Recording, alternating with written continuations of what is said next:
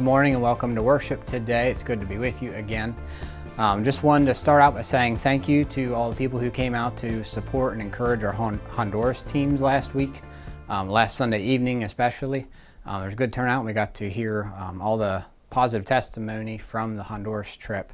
And also we had a good turnout for the Congregational Forum on Monday evening, so I appreciate everyone that came out to be part of that discussion.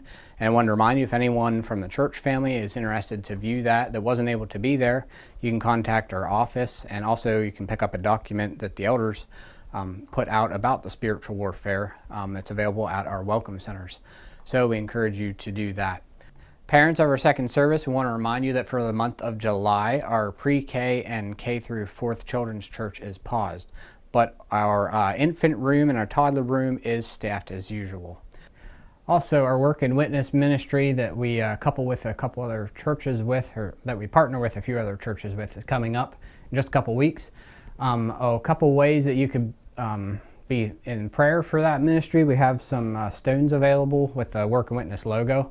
The church that started this, they started doing this as just a way that you can pick up a stone, take it home, and set it on your shelf as a reminder to pray for the ministry. It is a pretty neat opportunity to get into the community around us, to love on them, but also to build relationship with them and ultimately lead them towards the gospel. So it's just a way that you can remind yourself of that and be in prayer for that.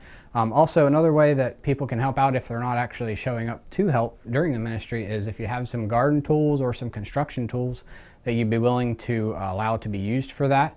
We're going to have our old gray trailer sitting out that tools could be put in today through this week and next Sunday as well. Just mark your name and home church so they could be returned to you once it's done.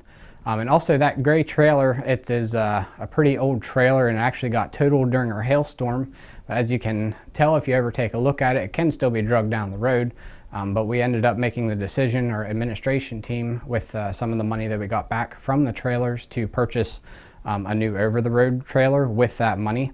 And so we were deciding what to do with that old gray trailer, and Work and Witness was also looking for something to keep some things in for that ministry. So we made the decision to donate that to that Work and Witness ministry. So that will soon not be sitting here at the church, but will be used for Work and Witness from now on. And kids, the deadline for church camp registration ends this week on July 12th, on Friday.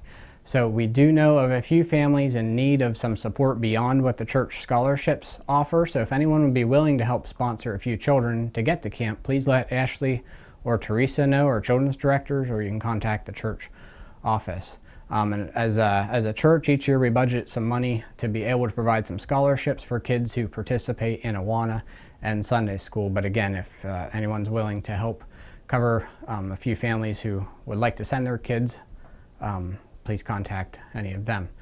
And also, here's a global outreach booklet that Jean and Elaine Hoffmaster and some others have been working on. They're going to tell you a little bit about that. What do you have there? It's our RLMC prayer guide for 2024 with our partners. Oh, you mean like outreach in Pennsylvania? No. Or in the United States from coast to coast? No. You mean all the way around the world? Yes, it is, of course. But I already pray for our missionaries. Every night I pray, "Dear God, please bless all our missionaries." Everywhere. So you have sort of a blanket coverage prayer. Well, yes. Oh, well, then you need one of these booklets. It gives the name of each missionary we partner with and where they're serving, and it lists what sort of ministry they're doing. Like, they might meet with kids or maybe with entire families. It basically tells us what ways and means they spread the gospel. That sounds like that could be very useful. But wait, there's more. Look, there's a picture of each of the missionaries and their email address.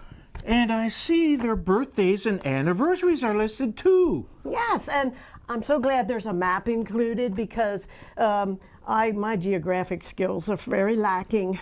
Well, I need a GPS just to get from here to Cruisers. So we should encourage everyone to pick up one of these prayer guides.